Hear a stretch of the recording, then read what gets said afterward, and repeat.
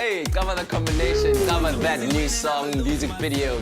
Super Mega doing really, really good stuff. Let us know what you think about the Kaifas song music video that is now, of course, available. What did you think about that? It looks like song? they have a lot of fun, and I like that they've thrown a bit of humor in there and they kind of spiced it up a little bit. It doesn't kind of fall into that pitfall, that like generic music video vibe. It's and then awesome, ironically, Warren Masemola and Jessica Nkosi look like they could be a couple. But anyway, let's quickly talk sports. This part of the day where we kind of reflect on what's going on. And of course, the big news going into the weekend, the Blitzbokke heading off to the final leg of the championship of the series.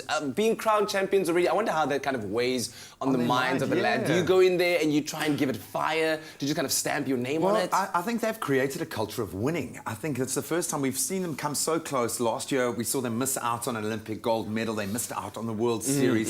So this year, it was all about the inches. It was about maintaining that near-perfect record. 45 games played. They've only lost 8 games this entire season. It's an 85% win record. Obviously, they lost Siobelo Senatla early on in the season. A lot of, I think, the Sevens players are going to be moving to the 15-man game, seeing an opportunity with the Springbok fold being a little bit weak at the moment. But they've been absolutely superb. Absolutely. And I think they want to round off this season. They head to Twickenham, so I expect England are going to be pretty tough to beat. But they'll be up against Kenya, USA, and Wales. Very strong group in Pool A. But I expect them to continue their dominance. I hope so. And just kind of a bit on the controversial line of things. What do you think is so successful about Blitzbokke rugby that Springbok rugby could steal from? They've taken the time to build a side. There's continuity there. And we flip-flop quite a lot in international rugby. There's so much pressure on the international level with the coaches. I know that Askutia is facing a barrage from all sides, from the local franchises, not only from the powers that be. So I think a bit of continuity goes a long way. And they're able to source the best players. And with us at the moment, I think that's a big issue, is the fact that we are staying away from our international-based players. That's going to be an interesting question to broach, dude. Very interesting. Well, let's carry on with the rugby talk. Super Rugby coming up. The Lions must be so thrilled to be back on home soil again. Yeah, man, and they've kept the majority of that. In fact, almost the entire team that was so successful in Australia. They are dominant. They really are that shining beacon within South African rugby. Faf de Klerk there on the charge. Now, sadly, he's going to be leaving the Lions fold.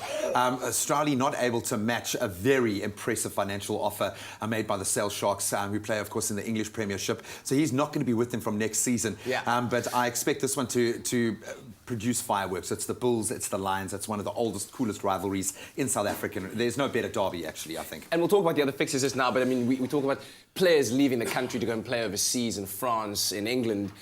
How does that bode for our rugby? Because we're trying to build that continuity where we can get the guys into the 15-man team. The exchange rate at the moment is not in our favour. These guys are being offered big bucks. South African players, we might not value them on home soil, but they are so valuable internationally. We've seen a couple going to Japan where the money is massive. We've seen them going to the UK, to France. It's going to be very tough. And then, of course, we've got the added bonus of trying to figure out which 2 Super Rugby teams do we drop from Super Rugby next year. How do you even go about that when the Kings, they played so well, the Cheetahs are playing so well? It's going to be tough, but we've got some fantastic matchups. I would say also look out for the Blues up against the Stormers. They've had a bit of a knock on their tour, and I think they need to get their mojo back, as Robbie Flex says, and what a place to do it. Newlands in front of a sellout crowd, and you know it's going to be a partisan crowd as well when there's a New Zealand team involved, so it's going to be a cracker. But Super Rugby, I think, is going to be awesome this weekend. Yeah, I think on a point of sporting conversation, let us know, which team do you think should be dropped from Super Rugby come next season? But of course, there's still lots more that you can expect on this morning's edition of your Feel Good Breakfast Show as we continue.